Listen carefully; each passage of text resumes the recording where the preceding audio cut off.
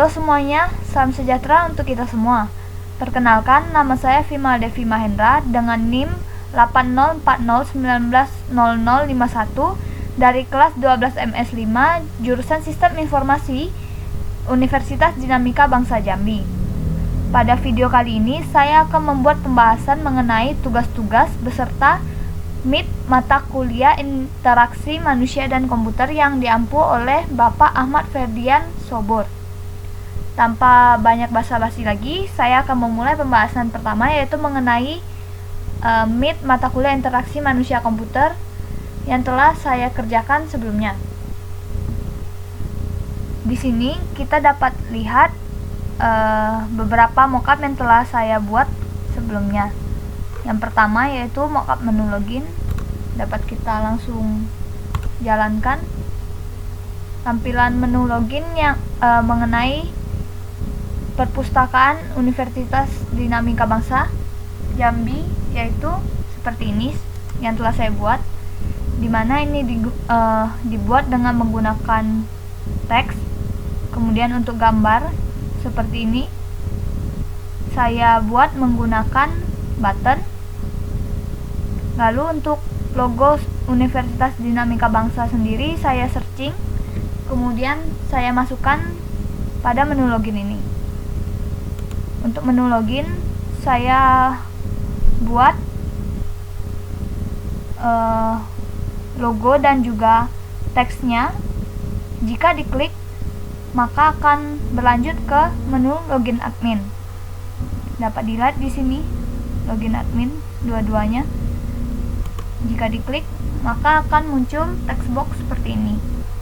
Di sini saya menggunakan text input untuk mengisi username beserta password admin saat ingin menjalankan aplikasi tersebut. Ini saya link juga untuk batal dan login. Ini pembuatannya menggunakan button. Ini saya link, jika diklik batal maka akan kembali ke menu login. Jika setelah diisi username dan password maka kita bisa login dan akan muncul beranda admin. Di sini saya menggunakan menu bar yang terdiri atas file, data, transaksi, dan juga laporan. Untuk file sendiri ini saya isi dengan list exit, yang mana berguna untuk keluar dari aplikasi. Kemudian untuk menu data saya isi listnya dengan data anggota dan juga data buku. Kemudian untuk menu transaksi saya isi listnya dengan transaksi peminjaman dan juga transaksi pengembalian. Begitu pula dengan laporan yang berisi laporan peminjaman serta laporan pengembalian. Untuk menu data terdiri atas data anggota dan data buku, dimana jika kita klik data anggota maka akan masuk ke form data anggota seperti ini. Untuk yang dapat dihubungkan dalam data anggota sendiri itu saya buat ada tambah, edit, dan juga hapus. Jadi di saat kita ingin di saat admin ingin menambah data anggota atau data mahasiswa pada perpustakaan tersebut, maka dapat kita klik button tambah yang akan memunculkan form data mahasiswa seperti ini, yang terdiri atas nama, tempat tanggal lahir, jenis kelamin, NIM, dan juga nomor telepon. Saya buat juga menggunakan teks input. Kemudian di sini pilihannya ada simpan dan juga batal. Jika kita klik simpan, maka akan muncul notif seperti ini, data berhasil disimpan. Kita klik selesai, maka nantinya data akan masuk pada tabel yang ini. Apa yang terjadi jika kita klik batal? Jika kita klik batal, maka akan kembali ke data anggota yang ini, form data anggota yang sebelumnya. Begitu pula dengan button edit. sama saja, pilihannya seperti form tambah tadi. Namun bedanya jika pada tambah tadi button di sini simpan, pada button edit akan memunculkan form edit mahasiswa dengan pilihan edit dan juga batal. Jika data mahasiswa atau data anggota tersebut telah diedit, maka kita bisa memilih pilihan edit dan akan muncul seperti ini, data berhasil diedit. Selesai. Sama saja seperti tambah tadi, jika kita klik batal maka dia akan kembali ke tampilan data anggota atau data mahasiswa. Kemudian untuk hapus, penggunaan tombol hapus sendiri, jika kita klik data yang pada tabel kemudian kita klik hapus, maka akan muncul peringatan seperti ini terlebih dahulu agar data tersebut tidak langsung dihapus. Di sini dapat kita baca, yaitu Anda yakin ingin menghapus data ini, dan kita akan dihadapkan dengan dua pilihan, yaitu hapus dan juga batal. Jika hapus, maka akan muncul lagi text box seperti ini, data berhasil dihapus. Kita klik selesai. Kemudian kalau batal, dia juga akan kembali ke data anggota atau mahasiswa. Kemudian untuk kembali ke beranda admin, ini saya sediakan button X yang telah di-link ke beranda admin. Kemudian untuk data buku selanjutnya, tampilannya tidak jauh berbeda dengan data anggota atau data mahasiswa sebelumnya, yaitu terdiri atas button tambah, edit, dan juga hapus, beserta tombol X yang ada.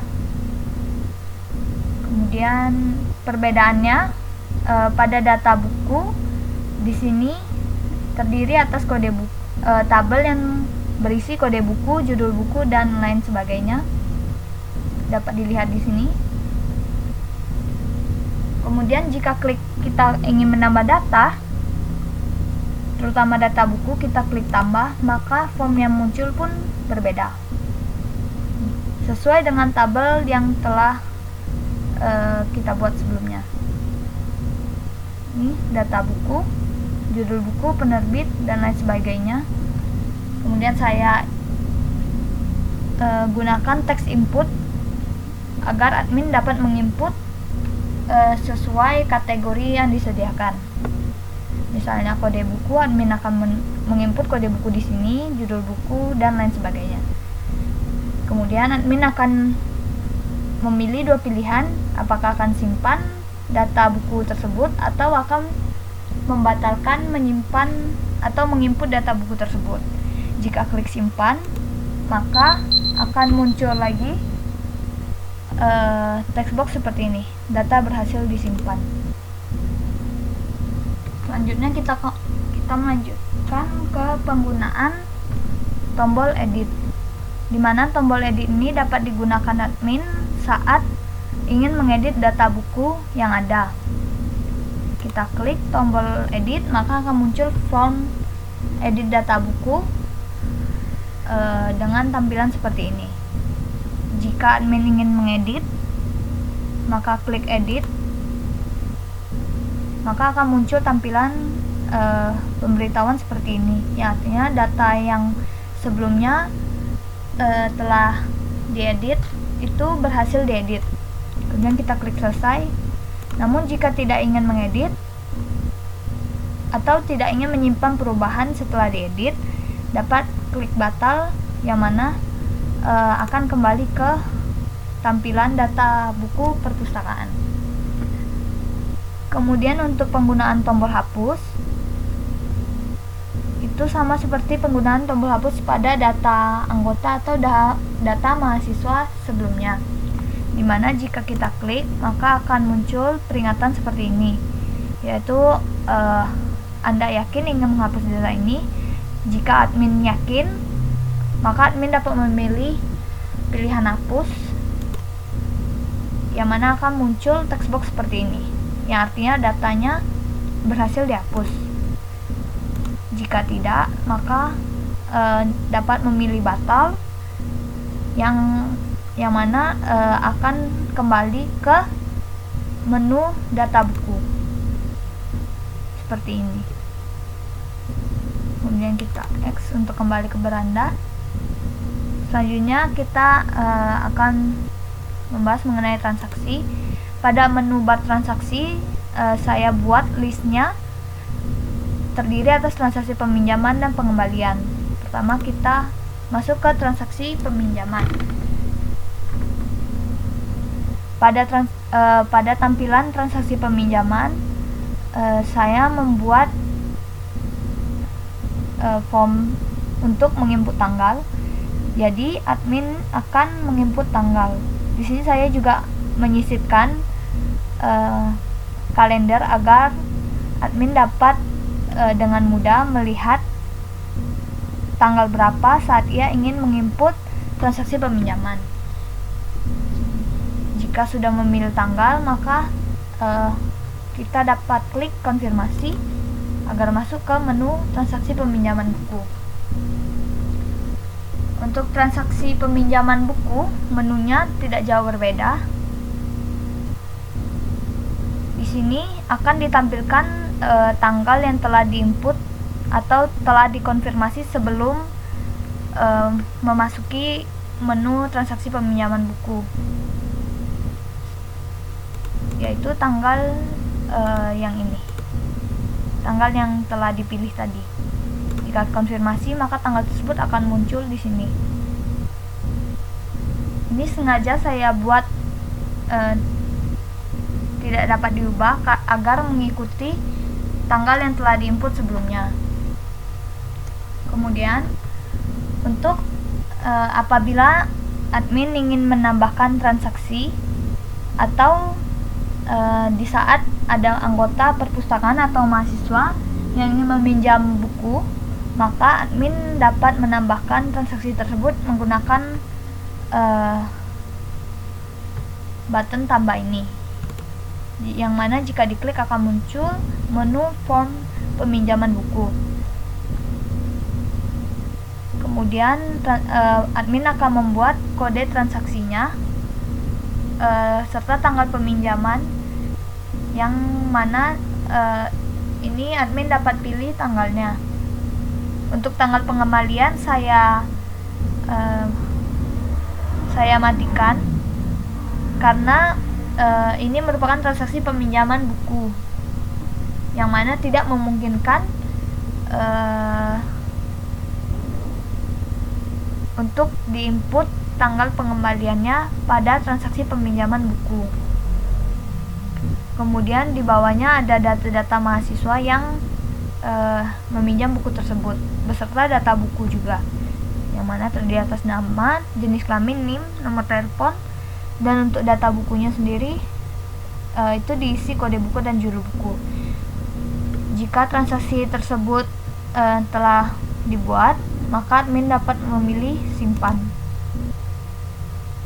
Muncul lagi seperti ini, artinya data berhasil disimpan. Selesai. Kembali lagi ke menu transaksi. Sama saja penggunaan dengan pilihan sebelumnya. Jika batal, maka akan kembali juga ke tampilan transaksi ini. Nah, apa yang akan terjadi jika admin salah menginput transaksi?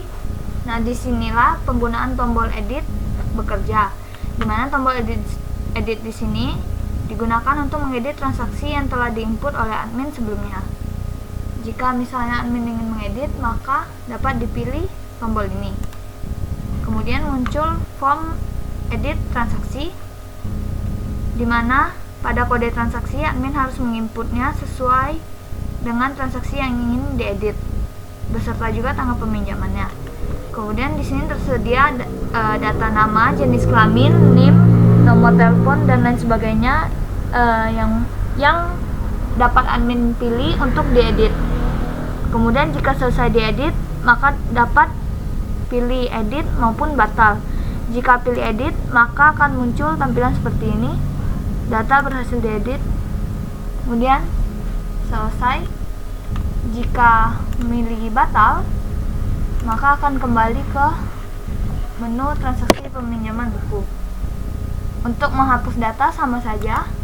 Jika dipilih, maka akan muncul peringatan seperti ini, yaitu hapus maupun batal.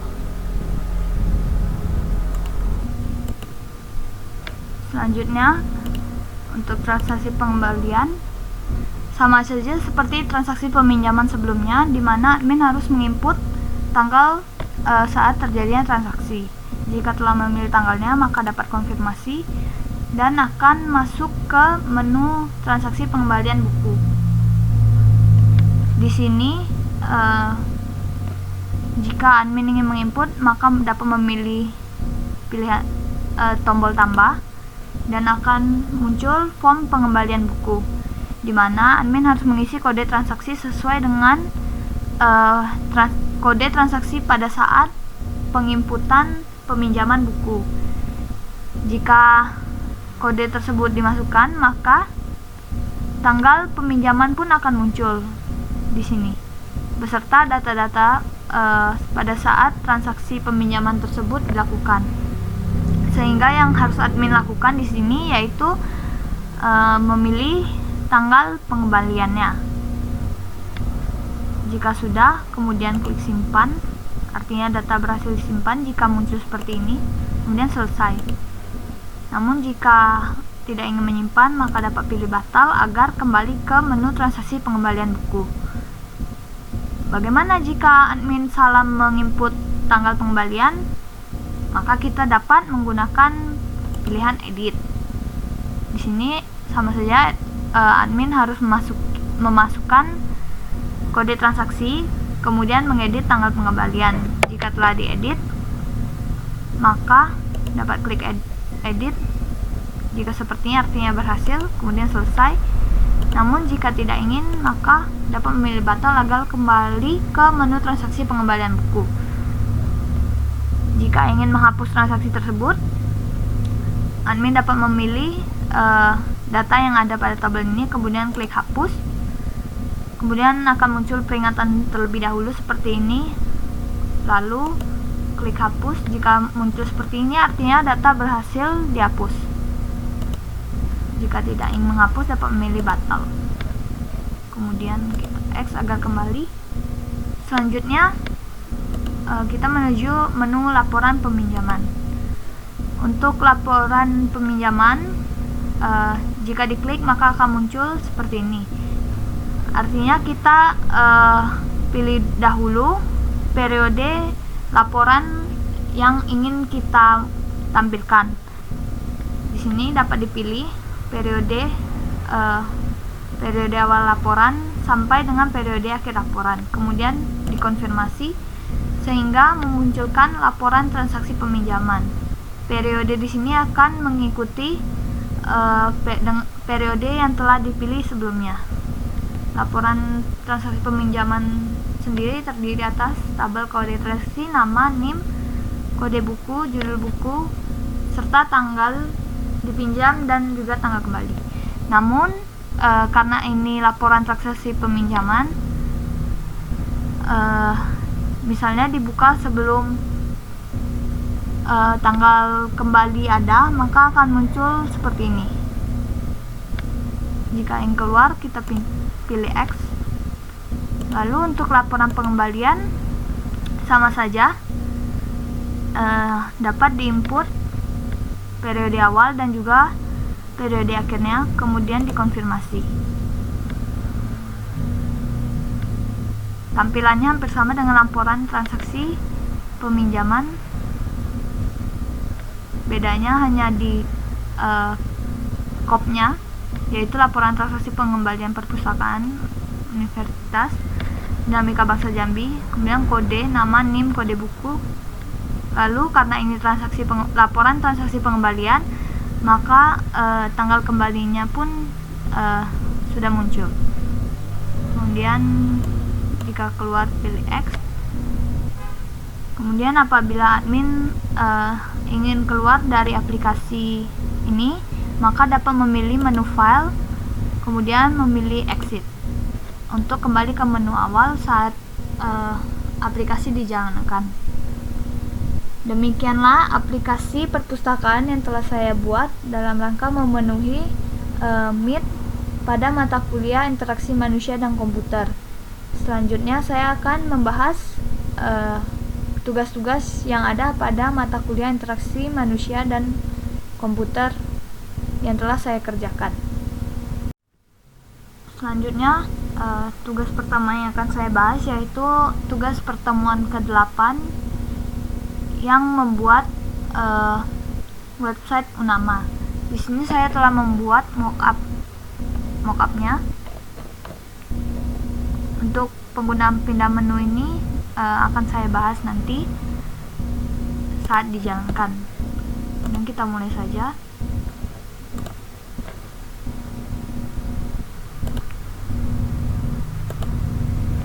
Di sini merupakan tampilan awal website Unama yang saya buat.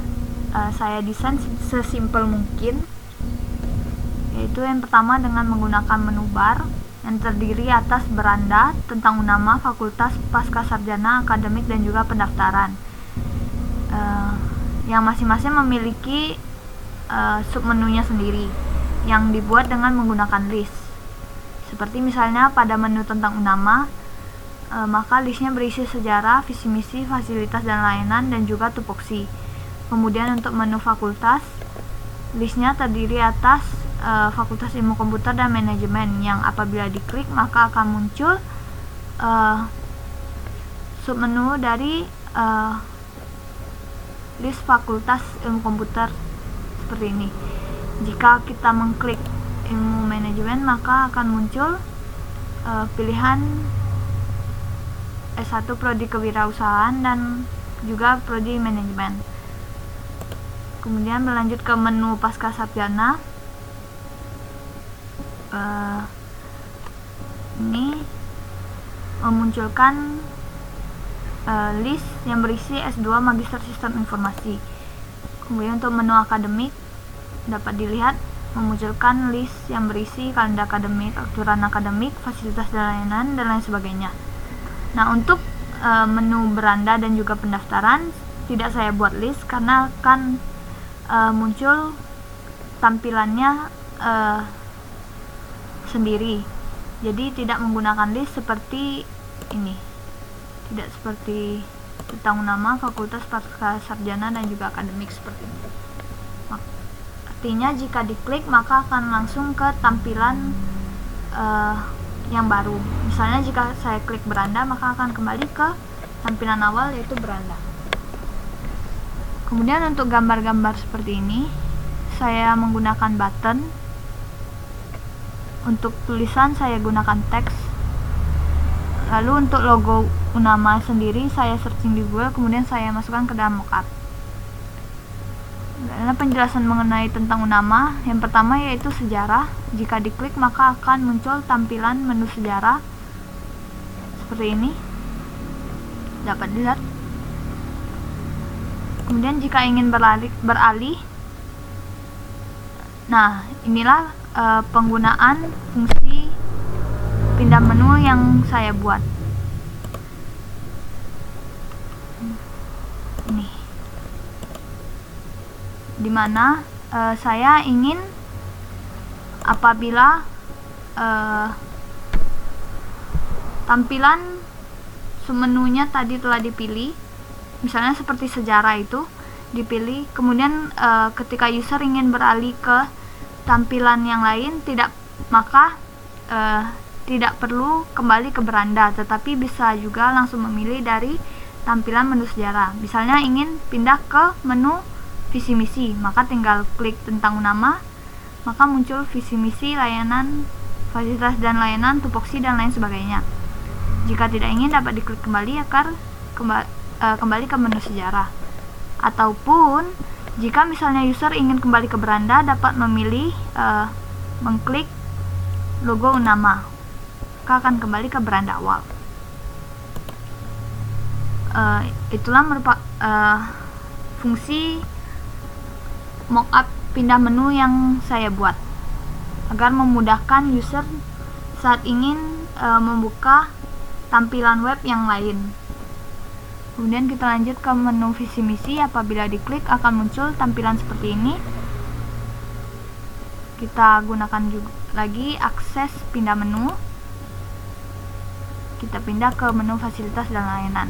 Pada menu fasilitas dan layanan berisi fasilitas dan layanan pada UNAMA seperti ruang kelas, laboratorium, kemudian free hotspot, perpustakaan, dan juga sarana olahraga.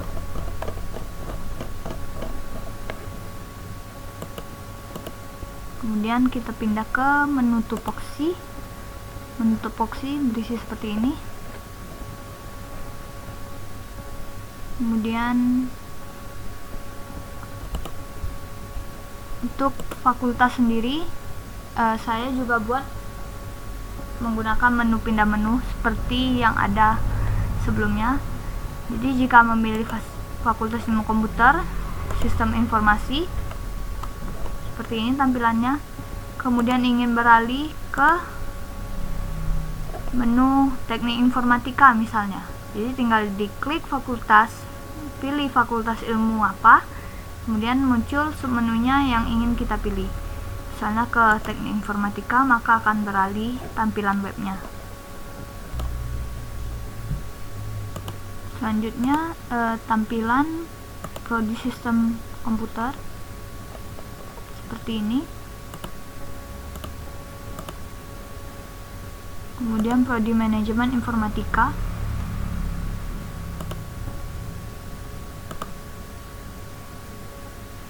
Lalu yang terakhir prodi komputerisasi akuntansi.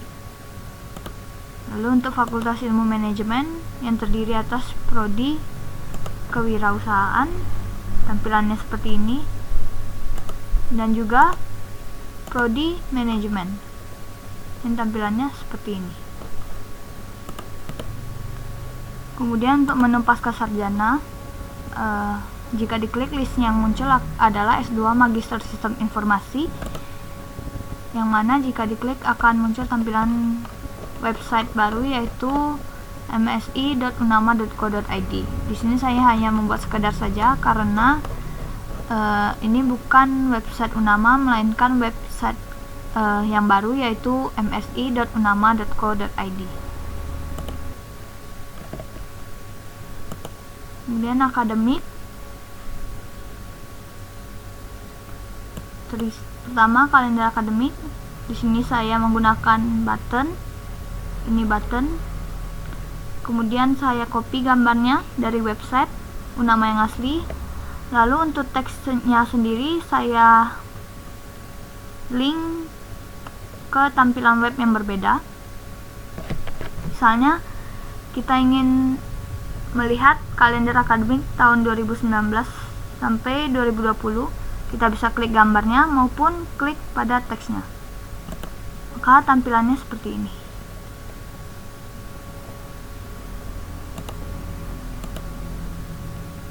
Untuk tampilan 2020 seperti ini. Kemudian aturan akademik, tampilannya sederhana saja. Untuk fasilitas dan layanan sama seperti yang tadi.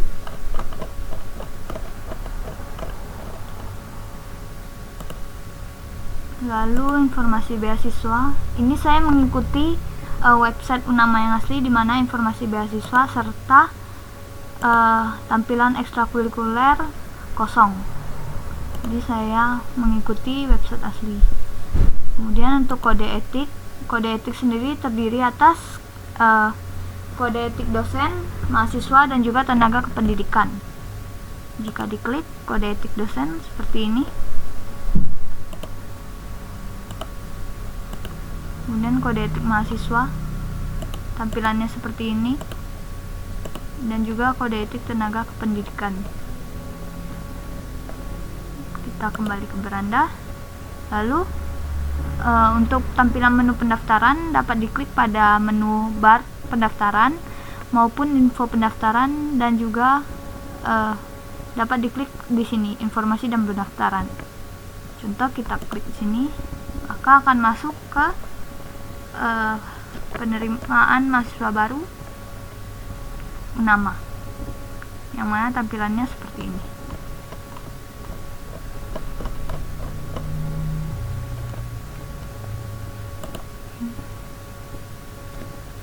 Oke, demikian ini tugas pertemuan ke-8 mengenai website UNAMA. Selanjutnya kita akan lanjut ke tugas selanjutnya. Kemudian tugas selanjutnya yang akan saya tampilkan yaitu latihan pertemuan 9 yang terdiri atas 2 soal. Yang pertama, silakan simpulkan apa menurut kalian native app, mobile web app, dan hybrid app. Yang kedua, pilih aplikasi yang menurut kalian paling recommended digunakan. Sebutkan alasannya. Jawaban saya untuk nomor 1, native app adalah aplikasi yang dibangun dengan bahasa pemrograman yang spesifik yang digunakan untuk platform tertentu. Contohnya aplikasi Android yang ditulis dengan menggunakan Java dan aplikasi iOS yang ditulis menggunakan Objective-C atau pemrograman Swift, yang mana memiliki bahasa pemrograman yang lumayan beragam seperti Java, Kotlin, Objective-C, Swift, dan C#. Tools yang digunakan dalam membuat sebuah aplikasi native antara lain seperti Eclipse, Android Studio, Xcode, dan Visual Studio. Aplikasi yang dibuat dengan menggunakan native dapat dipublish ke Play Store, App Store, maupun toko aplikasi lainnya. Kemudian mobile web app adalah aplikasi yang dapat dijalankan melalui bantuan browser seperti Google Chrome dan sebagainya. Namun kekurangannya adalah aplikasi ini tidak dapat diakses melalui toko aplikasi seperti Play Store atau App Store, serta ikon aplikasi ini tidak dapat tampil pada perangkat mobile yang digunakan. Lalu menurut saya hybrid app adalah aplikasi mobile yang dibuat menggunakan bahasa pemrograman web dengan bantuan SDK native dari platform Android, iOS, dan lainnya. Hybrid apps digunakan jika kita ingin membuat suatu aplikasi yang dapat dijalankan dengan berbagai platform. Bahasa pemrograman yang digunakan dalam membuat suatu hybrid app antara lain seperti JavaScript, Dart, HTML, dan CSS. Aplikasi hybrid app dapat dipublish ke Play Store atau App Store maupun toko aplikasi lainnya. Selanjutnya jawaban saya untuk soal nomor 2, yaitu menurut saya aplikasi yang recommended untuk digunakan yaitu hybrid app. Alasannya tentu saja karena aplikasi hybrid apps dapat digunakan dalam berbagai platform, serta proses pengembangan yang dilakukan jauh lebih mudah dan menghemat biaya. Demikian untuk tugas latihan pertemuan 9. Selanjutnya saya akan menampilkan tugas pertemuan 10. Berikut tampilan tugas pertemuan 10 mengenai dengan membuat aplikasi seperti yang Bapak contohkan. Di sini saya telah membuat mockup-mockupnya. Dapat saya jalankan langsung. Di sini tampilan awal yaitu welcome, di mana terdapat gambar masuk sebagai admin yang jika diklik akan masuk ke form login. Di form login ini, di sini saya membuat text input agar admin dapat menginput username serta passwordnya. Kemudian ada dua pilihan yaitu login now maupun exit. Jika kita pilih exit maka akan kembali ke tampilan welcome. Jika kita pilih login now maka akan tampil ke beranda atau kios informasinya. Kemudian kita pilih file, menu di sini menu barnya terdiri atas file, jadwal dokter, dana lokasi, harga biaya, route enough, about us, dan help. Di sini untuk gambar-gambar di sini saya menggunakan button. Kemudian kita pilih dokter dan masuk ke data-data dokter. Di sini saya membuat 3 button, yaitu untuk menambah data, mengupdate data, serta menghapus data. Untuk kotak yang ini saya gunakan combo box. Ini saya tambah data. Jika diklik maka akan muncul seperti ini. Artinya admin harus mengisi spesialis serta nama dokter, dan juga memilih jadwal praktek. Jika data tersebut telah diisi, maka dapat memilih simpan maupun kembali. Jika memilih simpan, saya menambahkan akan muncul seperti ini, dan saya tambahkan juga button X untuk menghilangkan textbooknya, baik itu memilih selesai maupun memilih X, sama-sama akan kembali ke data-data dokter ini. Bagaimana jika tidak menyimpan? Sama saja, jika memilih kembali, maka akan kembali pun ke tampilan data-data dokter. Kemudian untuk mengupdate data, misalnya kita telah membuat data sebelumnya, kemudian jika kita ingin mengupdate, maka admin dapat mengupdate spesialis dokter tersebut dan juga nama dokternya, beserta memilih jadwal praktek yang ada. Kemudian memilih update. Jika update muncul seperti ini, maka artinya data berhasil diupdate. Kita pilih selesai. Penggunaan pilihan kembali sama saja, akan kembali ke data-data dokter. Kemudian untuk button hapus data, maka akan muncul pesan seperti ini. Apakah data dengan nomor sekian ingin dihapus? Jika iya, yes, data berhasil dihapus. Jika no, maka akan kembali ke data-data dokter.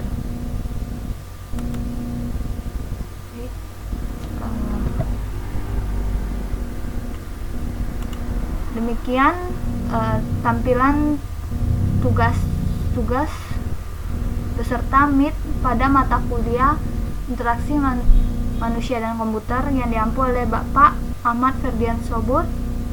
Apabila ada salah kata, saya mohon maaf. Terima kasih.